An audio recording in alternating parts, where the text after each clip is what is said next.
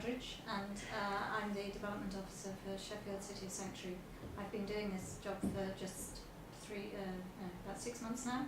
Started in June, but I have been sort of aware of the movement since it started 4 years ago.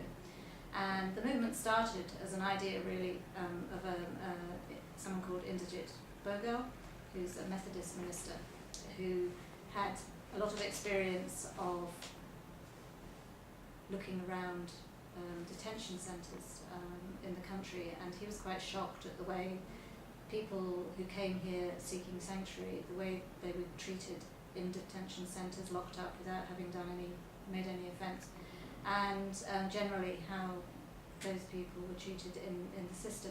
So he had this idea of resurrecting quite an old idea really that I think has biblical roots, of making a city of sanctuary, a place where anyone could come and feel at home and feel welcome.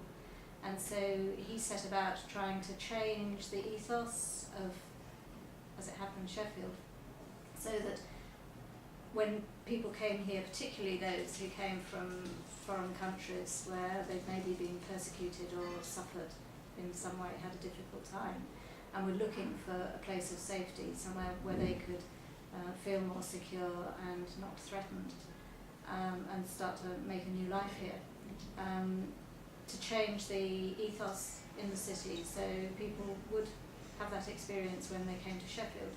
And Sheffield previously had quite a reputation for being a place that welcomed refugees. There are a number of refugees, or just people from different countries. There are a number of Yemenis here who came to work in the steel industry, and Sheffield gave sanctuary to people who were fleeing the new regime in Chile in the 70s. So there's quite already a diverse number of populations living side by side in the city. So 4 years ago, Inderjit and someone else, Craig Barnett, got together and talked about this idea and started talking to other people, groups, organisations from all over the city, asking them if they would sign up to this idea that Sheffield should become a city of sanctuary. And over the past few years, since then, organisations and individuals have signed up to the idea. And we've just actually celebrated our 100th signatory. Sheffield Homes, quite appropriately, a housing association, homes, a place where people can feel at home. They've become the 100th organisation to sign up to City of Sanctuary.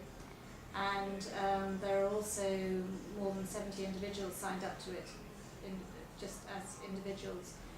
And 2 years ago, the City Council also made a public declaration that Sheffield was now a city of sanctuary.